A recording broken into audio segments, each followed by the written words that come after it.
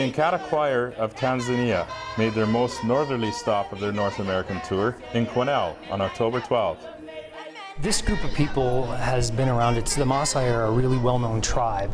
Down in the southern part of Maasai land, in Simanjiro, is where this choir comes from. This is 6 members of about a 70-person choir coming from a town of about 500 people or so. So it's very impressive. They're an excellent choir. They practice every night. Now, I don't really know when they started, and the Maasai don't like dates very much, but we met them several years ago and began to form a really neat partnership. And what we're doing now is we're trying to enable their vision. So this choir exists. They're trying to really rescue the Maasai from some of the pressing problems that they see in their society. It's a Christian group, so they're preaching the gospel, and then they're also working on the things that really matter in Maasai life, which are HIV/AIDS, which is an epidemic there, clean water, which is almost impossible to get, education, and women's rights and children's rights. There was no cost to attend the concert at Bethel Church. The choir did have CDs for sale, as well as a beautiful picture book. 100% of the profits of the book go back into development in Tanzania. 60% of that is being used to build a school. It's called the En-Kata Time for Singing photo book. It's just full of pictures and it's from right in the heart of Maasai land. They're beautiful photos, and the stories as well are some of the very people. Yona's story is in there. Ava's mother's story is in that book. Matteo's father's story is there.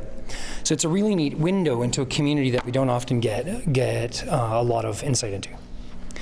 The specific project is intended to build a school. So this book, that was the partnership that we created with them. I said we could go in and produce some beautiful pictures of their choir and of their life, and then in turn, the money that's raised with this is going back to create the first Maasai-run school in Maasai land. So it's an incredibly neat project. The Maasai people live without many of the conveniences we take for granted.